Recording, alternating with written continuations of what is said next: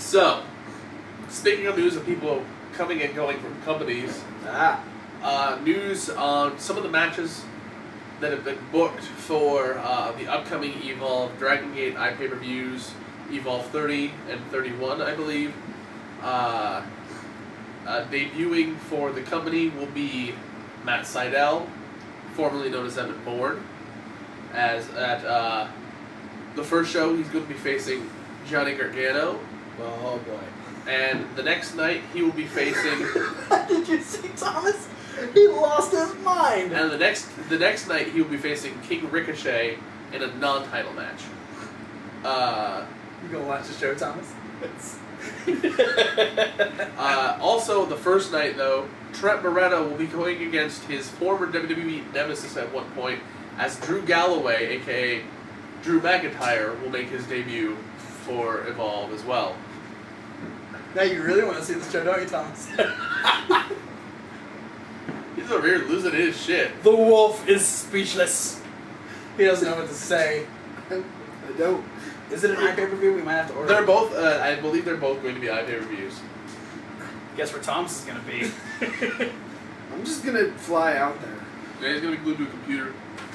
I'm gonna go. He's going to fly to wherever the show is. Yeah. They're California somewhere, I think. Okay. Oh, it's not that I'm long. gonna drive and go there. And another thing about people exiting companies. Right after his match at the Worlds Collide pay-per-view, iPay-per-view or whatever it was, that Ring of Honor put on, Kevin Steen, after his match, announced that he is only going to be performing 3 more dates with Ring of Honor before leaving, which is to, I'm thinking, rumors has it he was signed by WWE. That's what I've heard. So 3 more shows, Along and then moving on to developmental. Along with Kenta and Roderick Strong, I believe, both. 3 very solid wrestlers that we hope got TNA, or not TNA. We hope WWE does great I've also things heard with. that WWE signed a deal with Prince Devitt. Yes, Devitt. That was announced, and I think they acknowledged Devitt's signing on WWE.com. yes, it did. Yeah. And they're going to wait to acknowledge Kenta's signing until they do their next overseas tour. Okay. Smart. But the bookers on TV that have allowed Kevin Steen to pick his last 3 opponents, which he's doing in their summer tour on 7/12, 7/18, and 7/19, Hopkins, Minnesota, Cincinnati, Ohio, Dearborn, Michigan, respectively. He decided his first of 3 last matches is going to be against Tommaso Ciampa, which is because he really hasn't faced Ciampa before, so it'd be kind of a new thing and a cool thing and a one-time only sort of deal. I'm a fan of Tommaso Ciampa. On the 18th in Cincinnati, he decided he will be facing Silas Young, who attacked him post his promo on the When Worlds Collide. And at 7/19 in Dearborn, Michigan, for his last match with Ring of Honor, he's going to be taking on the King of Old School, Steve Corino, who was one of his Ring of Honor mentors. Wow. Bringing him into the company. That being said, that segues right along into my Indie Star Spotlight, which my chosen subject for this week is Kevin Steen. Didn't see that coming. Surprised you there, didn't I? Yeah. Steen debuted after training for a few years with Jacques Rougeau's promotion in Canada. Debuted May 7th, 2000, which was his 16th birthday. And he wrestled around Canada for about 4 years before debuting September 2004 for Combat Zone Wrestling, losing in a fatal 4-way match, which I believe involved El Generico, Super Dragon, and Excalibur, and would later start teaming with El Generico to feud with Super Dragon and Excalibur during his Combat Zone Wrestling run. May 13, 2005, he debuts at PWG, Jason Takes PWG, helping Excalibur beat Super Dragon, revealing... That's a great name for a show. Jason Takes PWG. Yeah. Helping Excalibur beat Super Dragon, revealing that he was the fake Super Dragon who had been randomly attacking Super Dragon for the preceding few months. Back to Combat Zone Wrestling a day later, he was in Combat Zone Wrestling Best of the Best tournament, which in the first round he defeated Kenny the Bastard, and in the second round defeated Chris Hero, but would eventually be on the losing end of a fatal four-way match involving himself, B-Boy, Super Dragon, and the winner of Best of the Best 5, Mike Quackenbush. Not the best of luck in Fatal 4-Ways so far. Yeah. Well, and he's going against Quackenbush. He's Yeah. kind of screwed. And then in August 2005, Steen would win Combat Zone Wrestling's Iron Man title win over Frankie the Mobster, and would hold the title for almost a year before losing it the next summer to Lufisto. That crazy bitch. Yeah. August 6, 2005, Steen would win the PWG Championship by beating AJ Styles. Impressive. And he holds on it to 4 months before losing it to Joey Ryan due to interference by his PWG nemesis Super Dragon. I know where this goes. Yes. And their feud would finally end in a guerrilla warfare match December 16th at Uncanny Xmas against Super Dragon, which Super Dragon wins. It's such a brutal match. Yeah. They beat the Uncanny fuck out of each Xmas. other. We hope you survive the experience. Comic book reference. Through 2006 and 2007, during his PWG run, he started teaming with El Generico, them setting their sights on becoming the PWG Tag Team Champions. Eventually, they would win the Tag Team Championships with a victory over Pac and Roderick Strong. Pac, who's Adrian Neville. But losing them only a few months later to Davey Richards and Super Dragon. And then, Davey Richards, who is now in TNA. Sorry. yeah. And then, the following night, after him and Generico lose the tag belts, he challenges Richards and Super Dragon to a rematch, this time teaming with Pac instead of Generico, saying that if at this point he doesn't win the tag belts back with Pac, he's going to leave the company. Unfortunately, Super Dragon and Richards wins, causing Steen to leave PWG for a short time, which is in 2007, where he debuts in Ring of Honor. Him and Generico start teaming together, sounds familiar, and they start feuding with the Briscoes over the Ring of Honor tag belts. Now there's a really interesting team dynamic between Generico and Kevin Steen in Ring of Honor, because Generico was playing a babyface and Steen comes in playing a heel, and they start teaming together. So there's kind of a funny back and forth dynamic there. The Briscoes were face, weren't they? Yes. Face or heel, whatever, they were way over. They're crazy. But they feud with the Briscoes. They have a title match with the Briscoes, which they lose. And then they go and they face the Briscoes in like a street fight, which they lose, and a ladder match that they lose, and like a 2 out of 3 falls match, which they lose. Finally, they end up beating the Briscoes in a non-title street fight for I think their only win over the Briscoes. So after about a year of feuding with the Briscoes, Steen returns to PWG in 2008, and him and Generico win the tag belts again from the Dynasty, which was Chris Bosch and Joey Ryan,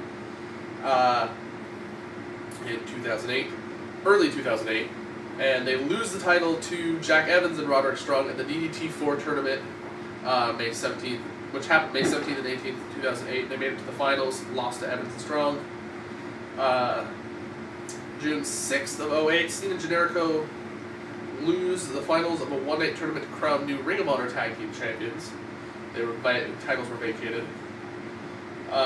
September 19th, they finally beat the Age of the Fall, which was Tyler Black and Jimmy Jacobs, to win the tag belts, and they hold on to them until April 9th of the next year, losing them to the American Wolves.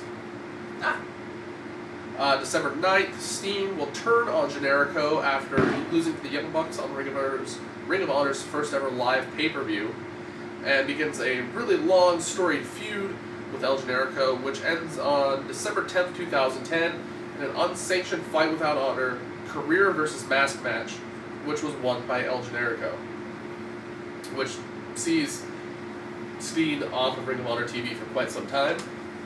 In 2010, earlier in the year,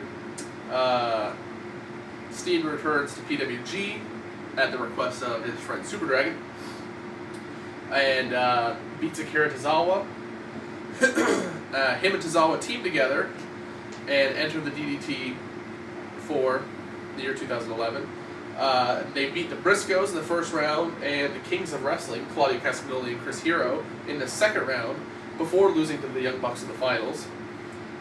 So much good talent. Yeah. Holy crap. On July 23rd, PWG's 8th anniversary show, Steen would go on and wrestle 3 matches in the same night, where he would defeat Pac in a singles match. Then him and Sema would team to defeat the Young Bucks in a non-title tag team match, and then finally face and beat Claudio Castagnoli for the PWG Championship, What the making it his second championship win. What year was this? 2011. Holy God. October 22nd, Generico beats Steen for the PWG title in a ladder match due to interference from the Young Bucks. And post-match, they start beating down on Steen. Who comes to Steen's rescue? None other than his longtime PWG rival, Super Dragon, which this is Super Dragon's first appearance on PWG TV for 3 years. What a way to break your silence. And December 10th, they beat the Young Bucks in a guerrilla warfare match to become the PWG Tag Team Champions. Let's see. At this point, he returns to Ring of Honor, Best in the World, by being introduced by Steve Corino, but then turning on Corino and Jimmy Jacobs, who was also there, before being removed from the arena by security. And after months of interfering with matches and shows, he's finally granted the match against Corino at Final Battle 2011, which he wins in order to be reinstated back to Ring of Honor.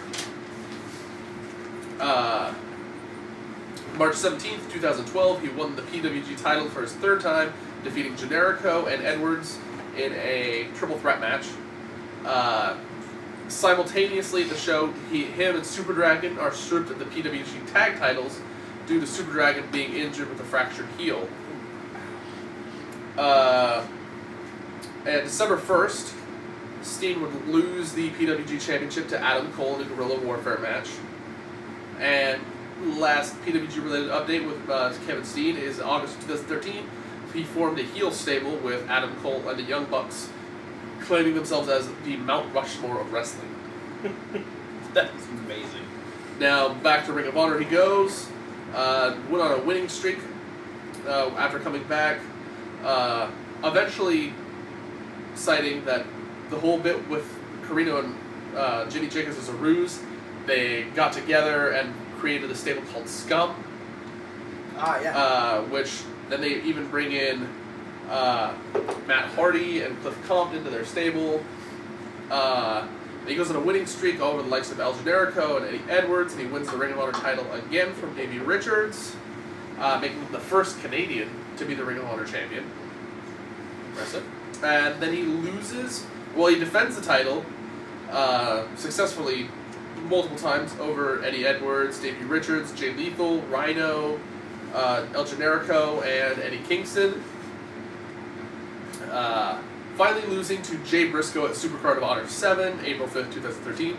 The next night at the TV tapings, his stablemates ended up turning on him, and he begins feuding with the likes of Jimmy Jacobs and Cliff Compton. Once he finishes up his rivalry with his ex-stablemates in Scum, he would enter the tournament that they used to determine a vacant Ring of Honor championship. It would end up beating Brian Kendrick and Roderick Strong, but then losing to Michael Elgin. And starting a new feud with Mike Bennett, the luckiest man alive. Culminating in a stretcher match at Final Battle 2013, where the loser could no longer use the pile driver. Oh, yeah. Which Steen ended up winning. Good, because he's never heard of that. And, that's mean. And now he's BJ Whitmer, and now he's signed with WWE, so he signed with WWE. Pile driver. Oh, that's ironic. Yeah, and then basically Steen kind of stayed there in main event limbo. Unless they make an exception for him, which would be really cool. And Shooting star wrestling. Yeah. so there we go. Steen getting signed, moving up to the big leagues. congratulations, man. You're great. You deserve it. I hope Sami Zayn gets to work with him because he's such a big El Generico fan. You know, I feel like they'd be a perfect mesh. Yeah. Like Tag team or feud. Yeah. Oh, yeah. Well, because Sami Zayn is taken after El Generico so well. I mean, So beautifully. I mean, the crowd easily recognizes the well, similarities between the well, two. it's when you have such a signature style, when someone starts using that and does it so well, they have to get. I mean, Yeah, it's almost like the crowd thinks they're the same guy. Almost. You know, if I didn't know better, I would think they were the same guy. Yeah. Yeah, they share very similar mannerisms. Yeah. And they're almost the exact same height and weight. Yeah. Yeah. But Generico, we hope everything's going well down there in Mexico with your orphanage. Yeah, and I mean, we have seen them in the same place at the same time, so. Yeah. Multiple things. Yeah. Well, thanks again for the Indie Star Spotlight. If you want to check out last week's episode, last week we talked about Tim Dunst, former Chikara, now doing big things in AIW, so go back and check out last week's episode. Also, if you have suggestions for who you'd like to see in the Indie Star Spotlight comment section, I read those. Friday Night Smackdown, the 4th of July edition. As I'm sure you've heard throughout most of this video, it seemed like since Raw, the rest of the week has kind of lacked. Yeah. And SmackDown was a lot of the same stuff. More a lot of rehashing what's happened from Raw. We had Seth Rollins come out and talk about how he was Mr. Money in the Bank. Ambrose would come out and let him know that, what happened Monday isn't the first time it's going to happen. He's going to keep screwing him over. Still a genius storyline. Absolutely. Ambrose would then attack Rollins, but Orton would come out and try and save Rollins. Then we'd have Reigns come out and even the odds, and Triple H would do Now, hold on a minute, players. That's what I thought he was going to do. Swerve. He made the main event of SmackDown would be a singles match between Dean Ambrose and Randy Orton. Okay. Yeah, I said the exact same thing. We both thought it was going to happen. I thought he was going to turn himself into Trippy Long and Trippy Long. make it a tag team match, just like he did on Raw. Well, we saw how gangster he is on Raw. Yeah. Go back and watch his segment with Cena. When you said he Dean is Ambrose thugging. versus, I thought you were going to say he made it Dean Ambrose versus Roman Reigns. Because that would be a good way to kill two birds with one stone. Make them fight each other. Yeah. But it didn't happen. So the main event would be Ambrose versus Orton. And if Reigns got involved, he would be cut out of the Fatal He would 4-Way be cut. match. He'd just be cut all over. Yeah. He would be taken out of the Fatal 4-Way Battleground, which ultimately he wouldn't have a chance at the championship. Speaking of championships, we'd go on to Del Rio, who would be challenging Sheamus for the U.S. title. Really solid match. Kind of the same stuff we see from these two. Basically, every signature thing that we see Sheamus and Del Rio do, they did. They got all their stuff in. We've seen these two face each other a lot. It's one of the mid-card Cena Orton feels. Yeah.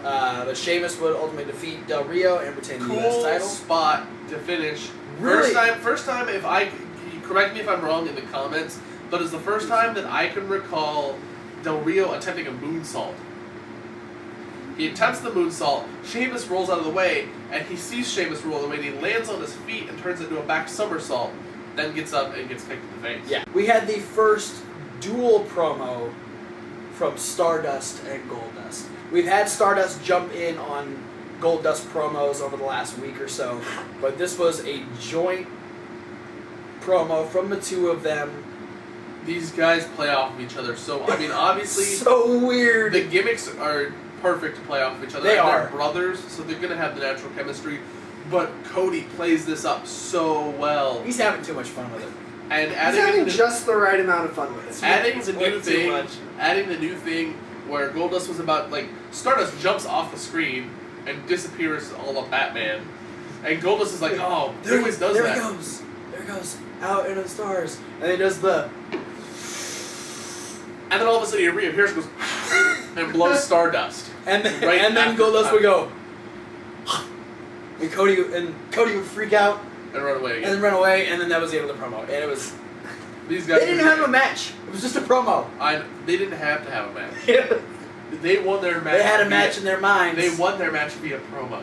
Yeah, their opponents forfeited. They were supposed to go against Titus O'Neil and another heel, and they won via promo. Yeah. that didn't happen. What we had another Bo Dallas singles match, which we thought was kind of interesting. We came back from commercial, and it was Diego and El Torito of the Matadors Which on their the way. commentators were saying that Fernando was injured. Fernando apparently has been injured, so Diego was in singles competition. He would lose to Bo Dallas. A running Bo Dog. This would make him 12 and Bo. 12 and Bo. He'd get in. He believes. He would get in, and he would give Torito some very kind words. He said one if day, you wanted to get taller, if you wanted to become, if you wanted to be tall, you could one day be a full-grown bull. All you gotta do is Bo leave. He would start to walk away. Torito gored him in the ass, and he wouldn't take too kindly to that, and he'd slam El Torito. not even a slam, but like a press Yeah, slam. yeah. So Bo Dallas is now 12 and Bo, and I'm sure that's just gonna keep going. It'll go till 21, and then he'll. Yeah. As JBL says, it is the greatest streak going in professional wrestling today. So Jericho would return to SmackDown. He'd be addressing Bray Wyatt and the Wyatt family attacking him this past Monday on Raw. Bray Wyatt would eventually come up on the Titantron and would be giving words back to Chris Jericho. The most prominent line would be telling Jericho not to worry about saving us, but saving himself. Jericho would take that personally and start calling Bray Wyatt to the ring. He would instead get The Miz. Probably safer.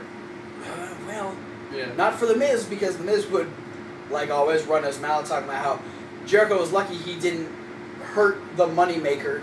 Because if he did, it would cost him and the WWE and all these fans lots of money. He'd step through the ropes and he'd get another code breaker. Didn't even get all the way to the ring. Didn't even get in the ring, got another one code foot breaker. in, 1 foot out, code breaker, and Jericho stole his glasses. And Jericho stole his sunglasses. Then proceeded to make fun of his moneymaker. Which this would actually, we now know that we're going to have Jericho versus The Miz this coming Monday on Raw. Hoorah. Monday Night Hoorah. Little side note from what's been going on with the Kofi Kingston Cesaro thing, which I thought it was going to be a match. Cesaro and Big E both come out for a match. There's a little pre-recorded video from Big E saying that he's standing up for his friend Kofi Kingston, and him and Cesaro just proceed to beat the crap out of each other. Yeah, for like 5 minutes. Cesaro manages to do something that prompts not the bell ringing. Yeah. Cesaro comes out second and gets in the ring and immediately just boots Big E in the face. Which would normally, generally an attack in the ring prompts the bell to ring. Well, I think they immediately went to the outside at that point. Yeah, it just somehow they went to the started. outside fast enough that they didn't ring the bell, and they beat each other pillar to post outside the arena. They over the guardrail into the little timekeeper section and back.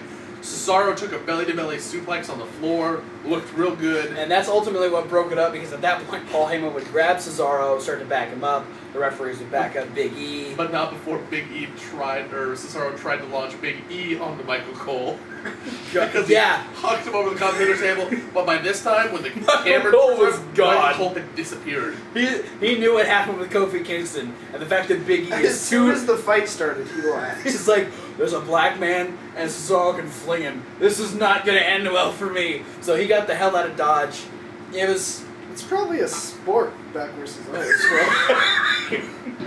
Human being.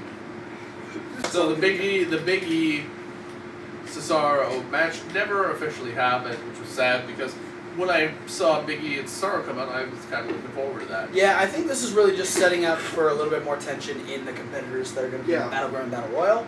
That's probably what it's going for, but I'm sure we'll see a lot more matchups of the competitors in the coming weeks. Yeah. The BPBR. It is kind of, even though I didn't see it, it's kind of disappointing that they didn't actually wrestle, because Cesaro was great, and I like Big E. I'm a fan of Big E. I think we can expect big things from him in the next couple of years. He's not there yet, but he's got a little ways to get there. But he's going to be a big deal. Yeah. In a few years' time. And then we got really excited when it was going to be in action. I saw AJ coming out. I was already excited. And then the camera pans down. They came back from commercial, and her opponent was Eva Marie. And I was like, do I really get to watch my baby? And your new Divas champion. You can go fuck that piece of shit. Now here's the great thing about this segment. Eva Marie's in the ring waiting for AJ. AJ's coming into the ring. They pan over the commentary table, and Paige is sitting at the commentary table, but not on commentary. Yeah, they even said, hey, I asked you during the commercial break to put on a headset. And she says, no, I'm just here to watch. Yeah, she specifically stayed off commentary, which was an interesting choice to do. The match played really well into what I think is trying to get AJ Lee some more babyface points, is playing off the fact that she is the smallest diva on the roster. Yeah. When you see Eva Marie doing the whole pie face, she can pie face with one hand and push her down. She can throw her into the turnbuckles really easy because obviously AJ is fairly small. And that's the extent of Eva Marie's wrestling skills. Yeah. Basically, and the match ended when Eva Marie would. I thought she was going to do another move. I thought she was going to she sidewalk picks slam up AJ and carries her to the center of the ring in a sidewalk slam position. But then AJ is able to manipulate herself around her into the Black Widow submission, causing Eva Marie to tap out, which then prompted Paige to get into the ring, congratulate AJ, shook her and hand, then left. No attack, no verbal jab. This coming just 5 days after losing the title back to AJ. So I'm sure this will get to a violent level eventually. Yeah. But they're definitely putting us a little bit on. Which I'm okay with. Yeah. It sounds. Let's let this pot simmer. Yeah, that's what it sounds like. It sounds like a very calm before the storm moment. It sounds like Paige will go heel, but she's just kind of taking it all in, letting it build, and then she's gonna unleash all of her Paige fury, which should lead up to a really good match. I'm excited for that. Rusev would continue to destroy the American Dream. Dusty Rhodes? No, not yet. His kids? Not yet. I'm sure it'll happen eventually. He would destroy Mr. Bruce Springsteen. Rusev comes out, and this was another instance of I thought it was going to be a match. Yeah, but then it yeah, wasn't. just like the Cesaro Biggie thing. He kicked him in the face and threw him out of the ring. Yeah, and that was it. Put the accolade on? Nope. That's surprising. No. So Lana would start making 4th of July jokes, talking about how we shoot off fireworks and that's supposed to make us enjoy our country, but the only thing we really do is show how fat we really are because we barbecue stuff and take the day off of work and all that fun Blah, stuff. blah, blah. Followed by... Which would lead to Zeb and Jack Swagger. Zeb Coulter cutting another great promo. Another patriotic promo. Swagger, completely stoic stone statue, staring down Rusev. That was a lot of S's. People love alliteration, bro. That was good. And, this was the moment where you feel the tension building on two different levels. Because obviously, Swagger's never been the strong promo guy. No. Rusev isn't going to ever be the strong promo guy. They both have the mouthpieces. So it's almost, you're getting the tension on two levels where they have Lana and Zeb Coulter, and they're bickering back and forth, making fun of each other, blah, blah, blah. And it almost feels like they're eventually going to come to blows at some point. I would pay money to see Zeb Coulter and Lana fight. But then you have standing behind them are Rusev and Swagger, who are just staring at each other, staring each other down. They didn't move. And it's just, you get this look of hate. Yeah. This is the best thing for both of these characters. Yeah. And they're staring down, and what it is it's going to be that build-up where people are going to want to see what happens when they actually step into the ring, face off, and have a match. Yeah. I hope they don't have a match for at least another month. Not have a match at Battleground. Have a match. Well, I think I wouldn't be surprised to see both of them in the Battleground battle. Yeah. The BGBR. That's a lot easier to say. Yeah. BGBR. Boogabur. But it was really good to see them in this aspect. It looked natural for both of them. And again, we got a huge positive crowd response when Zeb Coulter asked every real American in the audience to stand up with their right hand over their heart and say in unison in a proud American voice, "We the people. Not fuck Jack Swagger. Hashtag fuck Jack Swagger. And then we had the main event. With the main event, Ambrose versus Randy Orton. I knew that. One thing I noticed after this match was over that they've been doing this a lot, especially in the Authority storyline, is that matches end in disqualification a lot. Yeah, this is definitely becoming too much of a habit. Rollins would be out at commentary. Ambrose would actually Dukes of Hazzard sliding attack him eventually. That was the greatest spot in the match, in my opinion. Maybe not. But, yeah, partway through the match, Ambrose would take a running start, jump up and slide across the commentary table to tackle Seth Rollins. Yeah. I said he Dukes of Hazzard that Yeah, match. it was pretty impressive. Pummels him. That would come back to bite Dean Ambrose because, him and Orton were kind of fighting through the ropes. Dean would go for his dive spot for a second time, and Rollins would actually hit him in the ribs with the briefcase. No, the bad shoulder. Wasn't it that shoulder? Yeah. I thought he got him in the ribs because he was like out like that. He's diving out and he whacked him on the bad shoulder. Oh, okay. Yeah, the At shoulder least that's what injury. Michael Cole says. Right in the bad shoulder. The shoulder injury stemming from Money in the Bank when he dislocated it during the Money in the Bank match. Yeah, it could have been. So the two authority figures start to attack Ambrose for a while until he's saved by Roman Reigns. Who can now do it legally because the match is officially over. Yes. Yeah, Roman Reigns was allowed to interfere at this point because the match was over. They fight off the authority. And he punched Randy Orton in the face. This is definitely leading to a tag team match of some kind. I'm feeling it probably next week on SmackDown. I wouldn't be surprised. I wouldn't be surprised if it happens on Raw. I wouldn't be surprised. I think they might teaser it a little bit more. I think we might get Rollins Ambrose. Or they're not gonna. No, Rollins Reigns. Rollins Reigns is what I meant. We get the opposite dynamic. Maybe. Because then I think maybe next week on SmackDown we'll get what we thought we were going to get from Trippy Long, and swerve it into the tag team match. Tag team match, yeah. Because eventually we're going to see that Authority versus 2/3 of the Shield reuniting together. Yeah. So that is our SmackDown rundown. We've gone through all the results of the week. We are going to pass it over to Mr. Thomas Wolf for a brand new segment we call Thomas's Top 5. As top 5, I'm going to pick my 5 favorite wrestlers from the week. They don't have to put on the best matches or the funniest promos. It's just whatever fucking 5 wrestlers I liked the most. That's it. The only rule I have is that they can't have been in my previous top 5. I like that rule. It's a good rule. And so like say Seth Rollins puts on an amazing match, but it's a Seth Rollins level amazing match. That won't necessarily put him over against like Bo Dallas, who is more impressive than usual. Fair enough. Yeah. So that's basically how it'll go. No particular order for your 5 either, right? Not really a particular order. The number 1 might usually be my favorite. Save the best for last, guys. Yes. Spiel. Yeah. Yeah, but So in no particular order, here are numbers 5 through number 2. okay. First, at suggestion of my co-hosts, Paul Heyman, for his ability to save what could have been a potentially really detrimental injury to his client Antonio Cesaro and make it a huge deal. So Paul Heyman definitely gets a spot.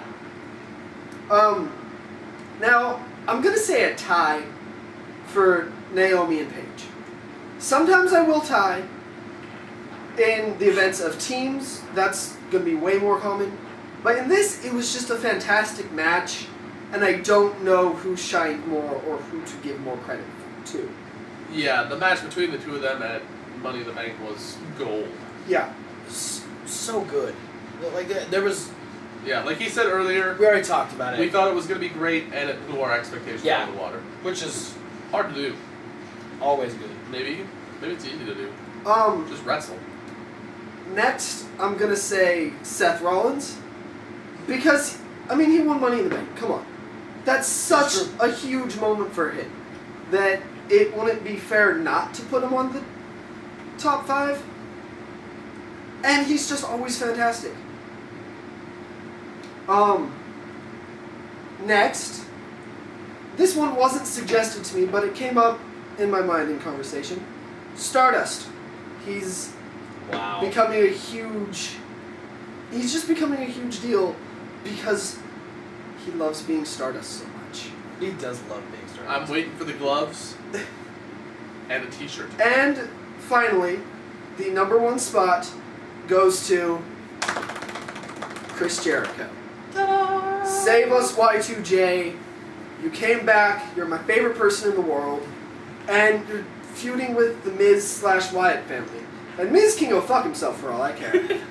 Along But you're with Jack feuding- Swagger. But you're feuding with the Wyatt family. And it's going to be golden. So, that's my top 5 for this week. If you have a top 5, post in the comments. You disagree, post in the comments. If you disagree, you're probably wrong. Post in the comments anyway. And not to put the tail end of our show in a damper, but we do have to discuss the one other negative thing that happened this week in the world of wrestling. Yeah. Emma, Do you know? Oh, yeah. bad girl, was cut from Raw because she was found trying to steal an iPhone case iPad case, I believe. from Walmart. Yeah. Emma, you get paid a WWE salary. You can afford Okay. an iPad case from Walmart. Now here's my thing. We don't know that she tried to steal it. Yeah, there is... There is the possibility that she put it in her bag thinking that she had bought it and got caught stealing it because she didn't. There have been some stories to the... I'm not saying she didn't steal it. We're not... She could have. There's She's human. circumstances that could be in her favor, saying maybe she accidentally put it in her cart. Yes. And Maybe did she was need just to- playing her ditzy gimmick. She was just kayfabing it up. Yeah, so there would be controversy for a couple of days. She would get cut from her Raw segment with Santino. Eventually, actually get Wednesday. released. Yeah, early Wednesday, there was an update on WWE.com that WWE had come to release Emma, and Wish her the best in her future endeavors. yeah, and it was hit with a lot of backlash. Yeah. Well, I mean, Which you have to see. It makes sense because you see all the people who fail the wellness policy. They get to keep going. You get to see people throw their temper tantrums, and they get to come back. Yeah. I think... It made sense, and I understood both sides of that. Yeah, one, because- and like, what, theft in the 6th degree or something like that. yeah, I mean, for like a $30 worth. Yeah. that's a slap on the wrist compared to like, say, Compared to Jack breaking- Swagger, Compared to injuring your fellow superstars. weed the people. yeah, like Jack Swagger or RVD and Sabu Yeah. being found like RVD. Yeah, he got punished. He had to drop his belts and Yeah, he take a got bought. suspension or whatever. But he never got released. But he didn't get released. So, So if I you think there's a much negative backlash from the community of the internet wrestling fans and support from other wrestlers, a lot of wrestlers, including Mick Foley. yeah, which I'm sure that went into WWE deciding to reinstate Emma just a few hours later, Yeah. realizing that what she had done wasn't quite as. I think... Granted, it wasn't Not on a Randy Orton trashing a hotel room. But yeah, Emma, shame. But at the same time, we're glad you're back. Bad Yeah, Emma. Don't do bad anything. bad Emma. I think it's the fact that she's... Cutest mugshot I've ever seen, though. Yeah. No, She's Caitlin's. cute. Caitlin's was... When she got pulled over for speeding. Caitlin's mugshot was also cute. The WWE Divas put on some Yeah. cute mugshots. Yeah. They do. Emma, kudos. Could have smiled a little bit better. She got arrested. You smile at her getting arrested. You might smile when you get arrested. That was a stupid question. Caitlyn smiled in her Yeah, mugshot. Caitlin smiling at her mugshot. Yeah. Emma was kind of smirking, it seemed like, and it was a cute mugshot. I think more so than her stealing what You didn't WWE see it because it was cut up this much, but she was also like this. But more so than just her stealing what WWE was punishing her for was she stole from Walmart, and that just looks bad on the company. Yeah, Like, that's the thing. It's like, yeah, I mean, if you're gonna be working all for places, a Emma. multi-million-dollar company like WWE, steal from the mall, yeah. steal from Mall of America, steal from like Tiffany's jewelry company or something. don't try and steal from Right, don't Walmart. steal from the place that poor people shop. If you work for WWE, don't be in Walmart. We want to thank you all for watching this week's episode of FTW, our 4th of July episode of FTW. I'm sure you've been hearing the war zone outside. A couple different ways you can get a hold of us. We'd love for you to comment in the videos. Obviously, you're on our YouTube page, Fans Talk Wrestling. You can also find us at fanstalkwrestling@gmail.com. If you want general questions or just if you want to get a hold of any of us, you can find us all at that spot. For Kevin Hawk, you can find him on Twitter at Man of Sauce. You can also email him any indie ideas you want, any indie suggestions that you want at Kevin_Hawk636@hotmail.com. Don't be even afraid to throw in some personal questions. Yeah, we'll I'll help you out. Need There you dating advice? Yeah. And if you would like to follow Ask me, because I actually have a girlfriend. if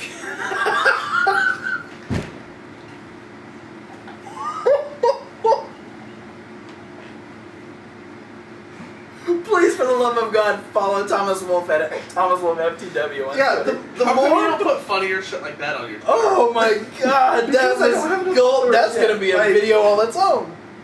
The more followers Oh, I have, the better content I'll put on. Oh my God, Also, that's a separate Twitter funny. from my main Twitter. My personal Twitter. I have my Twitter for this. Oh, you can find me on Twitter at TravisColtFTW, or if you search my name on Facebook. For some reason, my Facebook.com isn't /TravisColt. I haven't figured out how to put a little dealie to find me at yet. But if you search, It'll be in your settings. if you search, probably. I'm still trying to figure it out. But if you He search, doesn't know how to Facebook. if you search, no, I have no idea how to work Facebook. This guy fucking just hits his computer with a chair and gets mad. Yeah. Hey, that's what wrestling fans do, man. He's gone through like 8 computers in the last 2 days. It's getting really expensive. But yeah, if you just search my name in the search bar, you'll see me with a black hoodie. You also If see you know how to fix his Facebook thingy, comment Post in the below. yeah, or email us. yeah, Or email me because I have one of those Facebook thingies. Yeah, I have a URL. he actually has a URL. Okay, so Yeah. you need to teach me how to Yeah, set up a URL. after the show. All of our emails and our Facebooks and our Twitters will all be down in the description.